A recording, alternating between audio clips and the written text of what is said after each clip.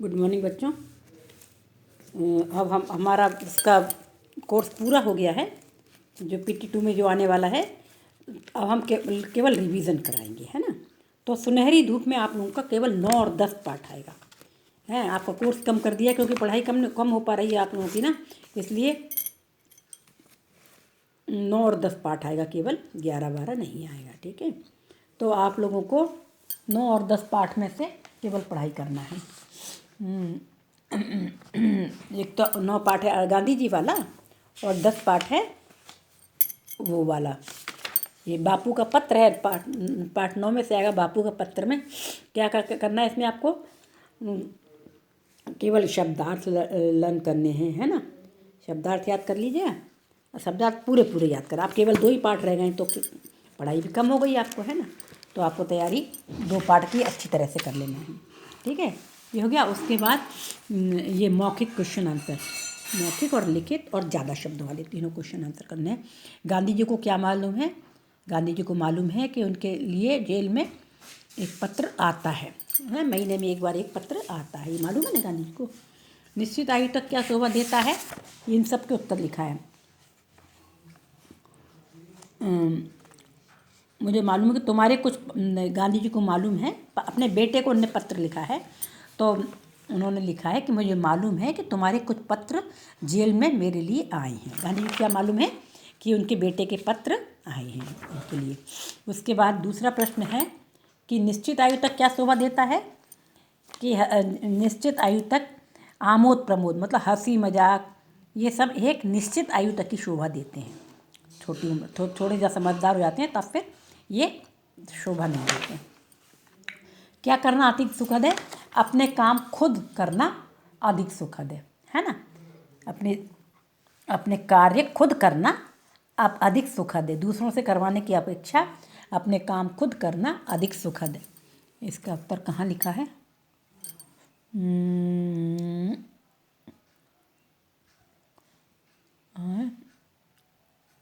कहाँ है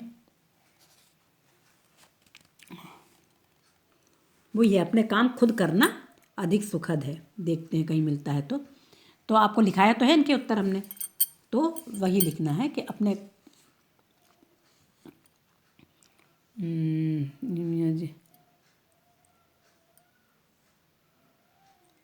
हो गया। तो वही है प्रश्न, उत्तर वही है कि अपने कार्य खुद अपने हाथ से करना अधिक सुखद है। ये देखो, ये है, मुझे तो आनंद मिलता है दूसरों पर निर्भर रहने की जगह अपने काम खुद करना अधिक सुखद है। देखो ये है, ये पेज नंबर 77 पर, ये पहले पैराग्राफ की अंतिम लाइन। दूसरों पर निर्भर रहने की जगह अपने काम खुद करना अधिक सुखद है। ठीक है ना। अब एक और है, अपने आचार विचार में किसकी चेष्टा करनी चाहिए? ये देखो, अपने आचार विचार में सत्य और अहिंसा के प्रयोग की चेष्टा करनी चाहिए। ठीक है ना। अपने आचार विचार में सत्य और अहिंसा के प्रयोग की चेष्टा करनी चाहिए। अब कुछ शब्दों में थोड़ी सी बड़ी, यह पत्र किसने किसको कहाँ से लिखा? यह पत्र गांधी जी के बेटे ने गांधी जी के लिए नहीं, यह पत्र गांधी जी ने लिखा। यह पत्र गांधी जी ने अपने बेटे को जेल से, कौन सी जेल थी?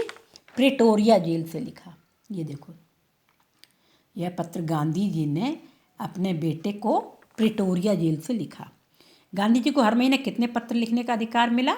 1 पत्र लिखने का। गांधी जी को हर महीने 1 पत्र लिखने का अधिकार मिला। 12 वर्ष की आयु के बाद बच्चों को किसका भान होना चाहिए? 12 वर्ष की आयु के बाद बच्चों को अपनी अपनी जिम्मेदारियों का भान होना चाहिए। 12 वर्ष के बाद बच्चे बड़े हो जाते हैं, 12 वर्ष तक। उसके बाद ये देखो, ये 12 वर्ष की उम्र के बाद बच्चों को जिम्मेदारियों और कर्तव्यों का भान होना चाहिए। अपनी जिम्मेदारी और हमें क्या क्या कार्य करने चाहिए, अपने कर्तव्यों का भान होना चाहिए। जीवन में आगे चलकर क्या सहायक होता है? यह देखो,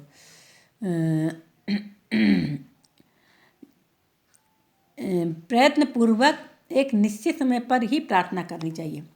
प्रयत्नपूर्वक एक निश्चित समय पर की गई प्रार्थना नहीं, ये नियमितता, कोई भी कार्य नियम पूर्वक करना चाहिए। यह नियमितता ही जीवन में आगे चलकर बड़ी सहायक सिद्ध होती है। प्रयत्नपूर्वक निश्चित समय पर की गई प्रार्थना और नियमितता अपने जीवन में आगे चलकर बड़ी सहायक होती है। कोई भी कार्य करें तो हम नियम से करें, है ना, तो यह आगे चलकर बड़ा सहायक होता है। अब सच्ची शिक्षा क्या है? सच्ची शिक्षा सबसे आगे ये बताया है। कहाँ है?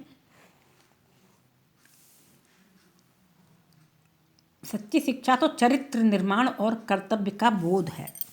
कर्तव्यों का बोध होना अपने, और चरित्र निर्माण। सच्ची शिक्षा क्या है? चरित्र निर्माण और कर्तव्य का बोध होना ही सच्ची शिक्षा है। देखो ये है इसका उत्तर, पेज नंबर 76 में ये है। पेज नंबर 76 में ये सच्ची शिक्षा तो चरित्र निर्माण और कर्तव्य का बोध है, ये है ना इसका उत्तर, पेज नंबर 76 में। गांधी जी ने कौन से काम खुद करने को कहा है? गांधी जी ने अपने सभी आवश्यक कार्य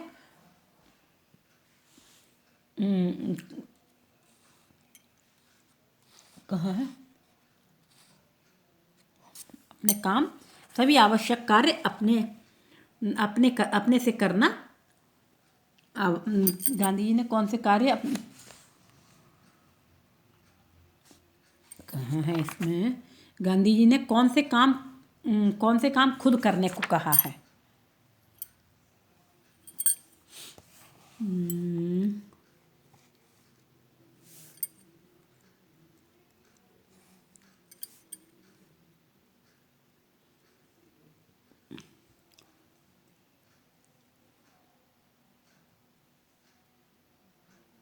यही है, दूसरों पर निर्भर रहने की जगह अपने काम खुद करना अधिक सुखद है। काम की अधिकता मनुष्य को घबरानी चाहिए।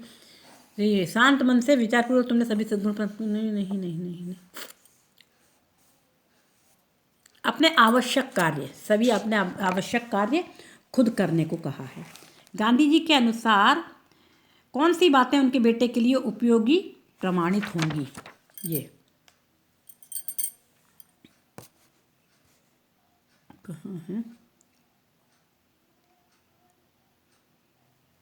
मूल्यवान ये है, यदि सभी सद्गुणों को प्राप्त करने की चेष्टा तुम्हारे लिए बहुत उपयोगी और मूल्यवान प्रमाणित होंगे।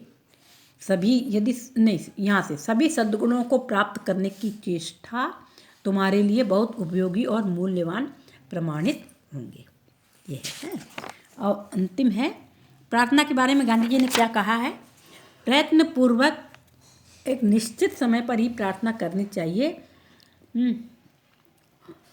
प्रयत्नपूर्वक एक निश्चित समय पर की गई प्रार्थना जीवन में आगे चलकर बड़ी सहायक सिद्ध होगी, ये लिखा है। प्रार्थना के बारे में गांधी जी ने क्या कहा?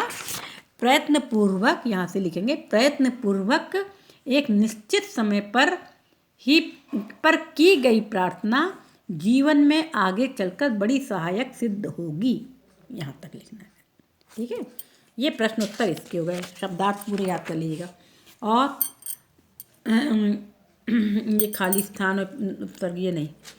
अब है अनुनासिक और अनुस्वार, तो आप लोग जानते ही हैं, बिंदी लगाना या चंद्र बिंदी लगाना, है ना, ये तो आप जानते ही हैं, बताया है आपको, तो इसको एक बार लर्न कर लीजिएगा। ये विलोम शब्द भी आपको पढ़ना है, आपके व्याकरण में है विलोम शब्द, तो इसको पूरा पढ़ लीजिएगा। अब है पाठ 10 आएगा, क्या? पाठ 10 में प्रायश्चित, है ना, प्रायश्चित के भी सारे क्वेश्चन आंसर, शब्दार्थ, ये सही विकल्प, ये सारे पढ़ना है। खबरी बिल्ली घर में किससे प्रेम करती थी? रामू की बहू से। बहू कितने वर्ष की थी? 14 वर्ष की। रामू की बहू ने बिल्ली पर क्या पटक दिया? पाटा। अब मौखिक प्रश्नोत्तर। पंडित जी का क्या नाम था? पंडित जी का नाम था परम सुख, है ना, पंडित जी का नाम परम सुख ही था, है ना, देखने, हाँ, परम सुख। पंडित जी ने बिल्ली की हत्या को कौन सा पाप बताया? पंडित जी ने बिल्ली की हत्या को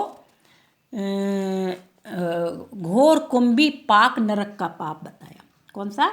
घोर कुंभी पाक नरक का पाप बताया। लिखा दिया है क्वेश्चन आंसर, आपको यह पढ़ना है। पंडित जी के अकेला भोजन करने से कितने ब्राह्मणों को भोजन कराने का फल मिलेगा? 5 ब्राह्मणों को, है ना। पंडित जी के अकेला भोजन करने से 5 ब्राह्मणों के बराबर फल मिल जाएगा। उसके बाद मामला कितने तोले की बिल्ली बनवाने पर तय हुआ? मामला 11 तोले की बिल्ली बनवाने पर तय हुआ। ठीक है।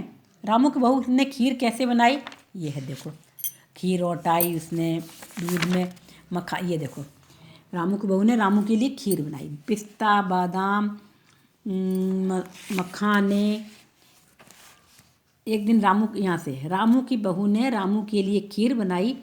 पिस्ता, बादाम, मखाने और तरह तरह के मेवे दूध में डालकर औटाए, सोने का वर्क चिपकाया और खीर, इस तरह से खीर बनाई उसने, है ना। अब वो दूसरा प्रश्न है, रामू की बहू ने कैसे बिल्ली का काम तमाम किया? रामू की बहू ने बिल्ली के ऊपर पाटा पटक दिया, जोर से पाटा दे मारा और बिल्ली का काम तमाम कर दिया। मिश्रानी ने रसोई बनाने से क्यों इनकार कर दिया? मिश्रानी ने कहा कि बिल्ली की हत्या और आदमी की हत्या बराबर है, इसलिए हम रसोई नहीं बनाएंगे। अंत में मेहरी ने आकर क्या बताया? अंत में मेहरी ने आकर बताया कि माँ जी, बिल्ली तो भाग गई। रामू की माँ ने पूजा पाठ में मन क्यों लगाया? जब उसकी बहू आ गई काम करने, जब घर की जिम्मेदारी संभालने के लिए, यहाँ पर है शुरू में है ये,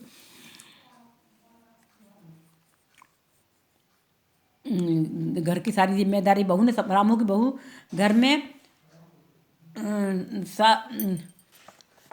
सब कुछ, रामू की बहू ने घर की सारी जिम्मेदारी संभाल ली, इसलिए रामू की माँ ने अपने पूजा पाठ में मन लगा लिया, ऐसे लिखना है।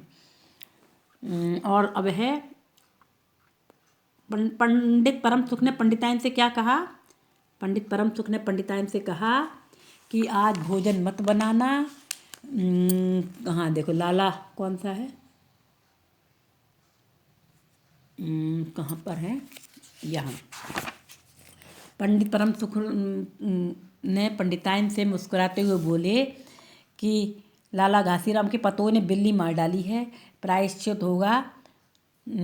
और क्या है, पकवानों पर, हाँ ये यहाँ से पंडित जी ने पंडिताइन से मुस्कुराते हुए बोले, भोजन मत बनाना, लाला घासीराम की पतोहू ने बिल्ली मार डाली है, प्रायश्चित होगा, पकवानों पर हाथ लगेगा, है ना, ये कहा। अब है, पंडित जी ने प्रायश्चित का क्या उपाय बताया? पंडित जी ने प्रायश्चित का उपाय बताया कि एक सोने की बिल्ली बनवाकर दान कर दी जाए। और क्या क्या बहुत सारे बताए थे उपाय, कि वो हवन करा दिया जाए, है ना, ब्राह्मणों को भोजन करा दिया जाए। देखो उसमें क्या है, ये है,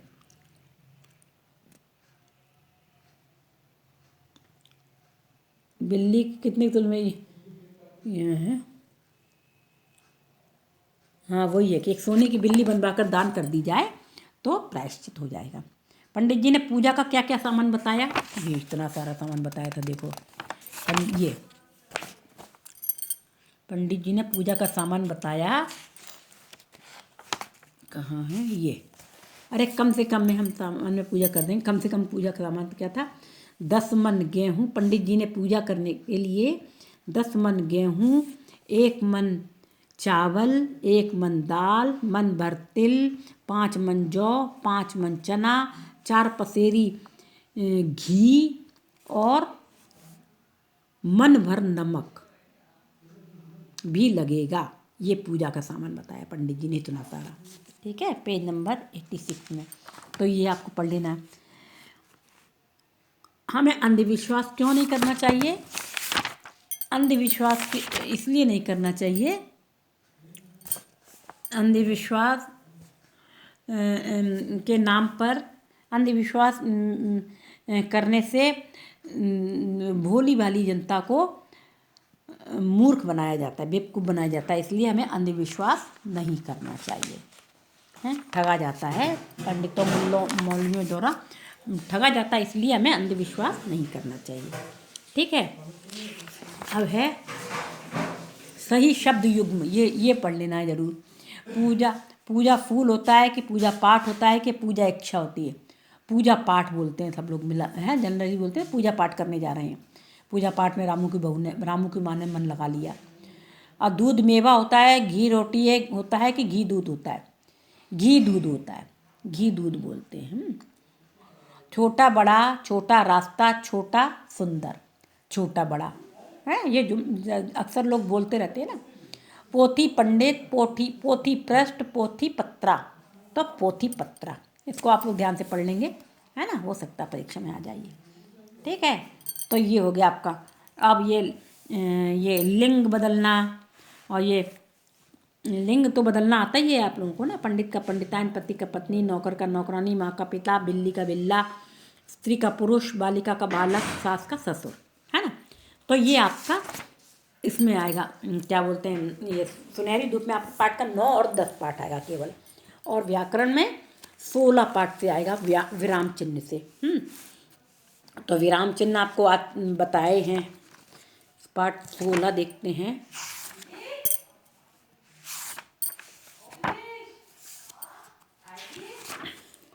पाठ 16 विराम चिन्ह से आएगा। तो विराम चिन्ह आप लोगों को कितने तरह के हैं? आपको 11 तरह के बताइए विराम चिन्ह, है ना। तो इन विराम चिन्हों को पढ़ लेना है ध्यान से।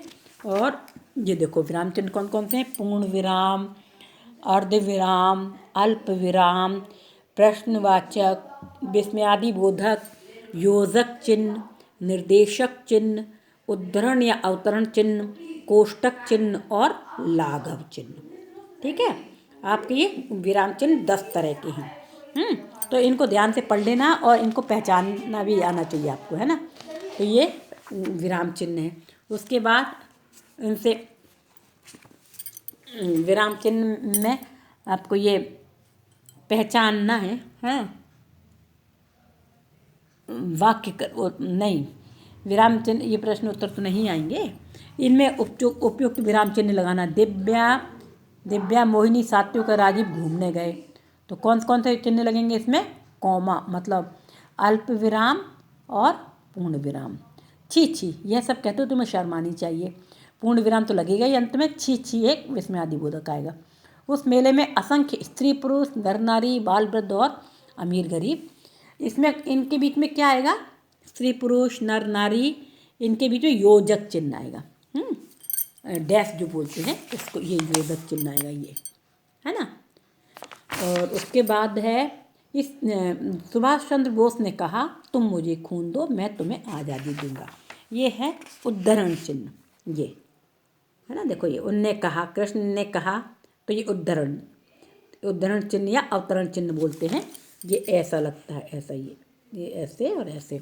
तो जिस कहा के बाद डैश लगेगा, उसके बाद चिन्ह शुरू हो जाएगा। अब अरे तुम कहाँ गए थे, ये विस्मयादिबोधक है। विस्मयादिबोधक ये वाला एक पूर्ण विराम लगा के नीचे बिंदी लगाना है, ये विस्मयादिबोधक होता है। अरे तुम तो उनके भाई हो, हैं? आहा कैसे काले काले बादल गिर गिर कर आ गए हैं। तो ये आहा, अरे ये क्या है? विस्मयादिबोधक है। तो ये विराम चिन्ह पढ़ लेना है ना। और उसके बाद पर्यायवाची तो आपको आते ही हैं, सही है। पूरी टेबल पढ़ना है। पर्यायवाची तो हम आपको फर्स्ट क्लास सेकंड क्लास से पढ़ा रहे हैं, तो अच्छे से याद ही होंगे, है ना। सब पढ़ लेना है। राजा का सबके 2-2 3-3 नाम पढ़ लेना है ना। जैसे अग्नि का आग, पावक, अनल। और इसी तरह से अनेक शब्दों के लिए एक शब्द, वाक्यांश जो होते हैं, अनेक शब्दों के लिए एक शब्द भी पढ़ लेना है। ये आपको पूरा चैप्टर पढ़ना है, पूरी ये टेबल पढ़ना है। और पर्यायवाची वाली भी पढ़ना है और विलोम शब्द वाली भी पढ़ना है। ये पूरी आपको पढ़ना है, ठीक है। उसके बाद अब है अनेकार्थक शब्द में हल्का सा अंतर होता है, और उसके नहीं, एक ही शब्द के 2-2 अर्थ होते हैं। एक शब्द के 2, जैसे काल माने मृत्यु और काल माने समय, और कल माने आने वाला कल, बीता हुआ कल। और कल होता है एक पुर्जा को बोलते हैं, और कल का चैन भी लिखा है इसमें। नहीं, कल पुर्जे होते हैं ना जो, वो उसको भी बोलते हैं। अब जैसे ताल का तालाब होता है, और संगीत में ताल होते हैं, वो होता है। कर माने हाथ होता है, कर माने टैक्स होता है। तो एक ही शब्द के दो दो अर्थ होते हैं। तो इसको बोलते हैं अनेकार्थक शब्द, एक शब्द के अनेक अर्थ, है ना। तो इसको पढ़ना है आपको। फल का, फल माने खाने वाला फल, और एक नतीजा परिणाम। बल शक्ति और रस्सी के बल। कुल वंश और जोड़। तीर किनारा और बाण। साल वर्ष और वृक्ष। मधु शहद और मीठा। बाल बच्चा और सिर के बाल। इस तरह से आपको ये अनेकार्थक शब्द भी पढ़ने और समरूपी भिन्नार्थक शब्द भी पढ़ने। समरूपी भिन्नार्थक मतलब थोड़ा सा अंतर होता है इनमें, जरा मिलते जुलते ही होते हैं, इनका उच्चारण मिलता जुलता होता है लेकिन अंतर होता है और इनके अर्थ भी अलग अलग होते हैं। तो समरूपी भिन्नार्थक भी पढ़ना है। अब है उसके बाद समरूपी भिन्नार्थक के बाद संवाद और मुहावरे। मुहावरे कहावतें तो आएंगे आपको। मुहावरे और लोकोक्तियाँ पढ़ना है। मुहावरे ये सारा एक बार पढ़ लेना है, ये मुहावरे और ये इनके अर्थ भी और वाक्यों में प्रयोग भी, है ना। जैसे अंगारे बरसना। अंगारे बरसना मतलब आग नहीं बरसती सच्ची में, क्या होता है बहुत ज़्यादा गर्मी पड़ना हो। जैसे आग से गर्मी लगती है ना, वैसे गर्मी बहुत पड़ती तब कहते हैं अंगारे बरस रहे हैं। आज मई जून के माह में बहुत अंगारे बरसते हैं। धूप में मत जाओ अंगारे बरस रहे हैं, इसमें वाक्य में प्रयोग है। तो जैसे आँख का तारा होना। आँख का तारा होना मतलब बहुत प्यारा होना। कृष्ण जी अपनी माँ के आँख के तारे थे, या हर बच्चा अपनी माँ की आँख का तारा होता है ना। इसी तरह कोई से भी मतलब ये पूरे मुहावरे आपको पढ़ने हैं। ऐसे लोकोक्तियाँ हैं, कहावतें, कहावतें भी पढ़नी है। ये लोकोक्तियाँ होती हैं। खोदा पहाड़ निकली चुईया, अंत भले का भला। जैसे जैसी करनी वैसी भरनी है, जैसा कार्य करेंगे हम वैसा ही फल मिलेगा, है ना, इसका उत्तर। और देबू ने कभी किसी की सहायता नहीं की, अब आवश्यकता पड़ने पर कोई उसका साथ नहीं दे रहा है, इसे ही कहते हैं जैसी करनी वैसी भरनी, है ना। इसी तरह से है आम के आम गुठलियों के दाम, मतलब डबल लाभ। आम भी खा लिए और जो गुठलियाँ हैं उसको भी बेच लिया तो उसका भी फायदा हो गया, तो डबल फायदा हो गया ना। इसी तरह से होता है अंत भले का भला। अंत भले का भला, अच्छे आदमी को अंत में अच्छा ही मिलता है। अंत भले का भला मतलब भले का जो भला आदमी होता है उसको अच्छा, उसका अंत अच्छा ही होता, अच्छा ही फल मिलता है उसको, है ना। इसी तरह से खोदा पहाड़ निकली चुईया। इतना बड़ा पहाड़ खोदा, छोटी सी चुईया निकली, मतलब बहुत मेहनत की और छोटा सा फायदा हुआ इसको। तो ये लोकोक्ति हो गई। अब है आगे संवाद। संवाद है ये संवाद। संवाद जैसे ये जैसे जतिन और संवाद नेहा के बीच में बात हो रही, का किसको लेकर के, उसको लेकर के फुटबॉल मैच हुआ था तो उसमें टीम फर्स्ट आई थी, उसको लेकर के हो रही है। इसी तरह से ये डॉक्टर और मरीज के बीच में, इसको बहुत ध्यान से पढ़ लीजिएगा। डॉक्टर और मरीज के बीच में ये जरूरी नहीं कि आप यही वाला लिखें। डॉक्टर और मरीज, आप लोग जाते हैं डॉक्टर दिखाने तो क्या क्या बातें होती हैं वो पढ़ना है। तो ये डॉक्टर और मरीज वाला जरूर ध्यान से पढ़ लेंगे, है ना। जैसे डॉक्टर के यहाँ पहुँचे तो डॉक्टर पूछें कहिए श्रीमान बंसल आपको क्या हो गया। बंसल जी पहुँचे हैं उनके यहाँ तो डॉक्टर ने पूछा कि कहिए आपको क्या हो गया। तो बंसल बोले मुझे बुखार हो गया है। अच्छा, उन्होंने कहा मुझे बुखार आ गया इसलिए मैं तुम्हारे पास आया हूँ। डॉक्टर ने कहा कब से। बंसल बोले एक सप्ताह से, एक सप्ताह से आ रहा है बुखार इसलिए मैं आपके पास आया हूँ। डॉक्टर ने कहा तो आपने खून की जांच करवाई। अब आजकल तो नहीं होता है, बुखार आता तो जल्दी से खून की जांच लिख देते हैं ब्लड टेस्ट कर लिखने के लिए, है ना। तो बंसल ने कहा ठीक नहीं, डॉक्टर साहब ने कहा कि आपको खून की जांच भी करवानी होगी। उन्होंने कहा कि इतने दिन से आ रहा है तो आपको खून की जांच करवानी होगी। तो बंसल ने कहा ठीक है, मैं पैथोलॉजी में जा कर के खून की जांच करवा लूँगा। डॉक्टर साहब मैंने दवाइयाँ लिख दी हैं, समय पर खाते रहिए और 3 दिन के बाद फिर दिखाइए। मैंने दवाइयाँ लिख दी हैं, इन दवाइयों को आप समय पर खाते रहिए और 3 दिन बाद फिर बताना कि क्या है। इस तरह से ये डॉक्टर और मरीज के बीच में वार्तालाप हुई। जरूरी नहीं कि आप ये वाली लिखें, खुद भी देखो, तुम लोग भी दिखाने जाओगे तो वो भी लिख सकते हो, है ना। तो संवाद जरूर लिखना।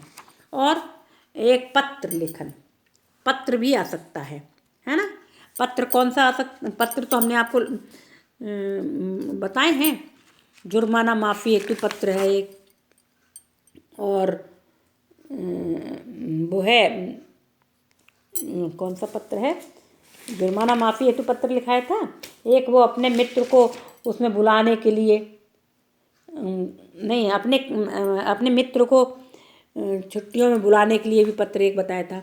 उसके अलावा एक पत्र वो अपनी कक्षा में प्रथम आने का समाचार देते हुए मित्र को पत्र लिखें। मित्र को, हम जो कक्षा में प्रथम आए हैं उसका समाचार देने के लिए पत्र, ये देखो यहाँ है, कक्षा में प्रथम आने का समाचार देने के लिए मित्र को पत्र लिखना है।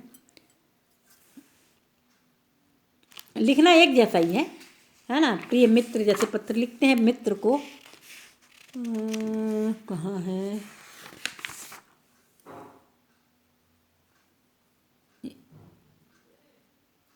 अपने मित्र को पत्र, जैसे ये लिखा है ना, प्रिय मित्र को, क्या ऐसे लिखेंगे जैसे अब ये तुम्हारे दे रखा है पेज नंबर 147 में दे रखा है। तो कैसे लिखेंगे, प्रिय मित्र नमस्कार, और वही तो वो पता लिखना अपना अपना जहाँ रहते हैं वहाँ से, गीता, मान लो यहाँ से गीता ज्योति विद्यालय आज़ाद नगर रीवा मध्य प्रदेश है ना।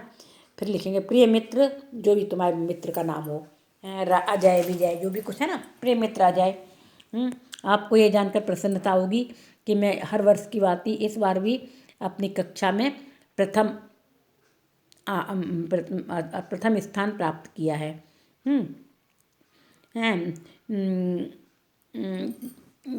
इसलिए मैं आपको ये पत्र लिख रहा हूँ। आशा है आप प्रसन्न होंगे। हैं आदरणीय अंकल जी आंटी जी को मेरा प्रणाम कहना। आपका मित्र विजय। अजय ने लिखा है तो विजय को, विजय ने लिखा है तो अजय को। अपना कोई भी मित्र का नाम आप लोग लिख सकते हैं, ठीक है ना। तो ये आपको मित्र के लिए पत्र आएगा। और अनुच्छेद लिखें, अनुच्छेद क्या होता है, जैसे छोटा सा लिखना, जैसे प्यारी माँ पर ये है अनुच्छेद है, मधुरवाणी है, ये पढ़ लेना है, इन्हीं में से कोई आए।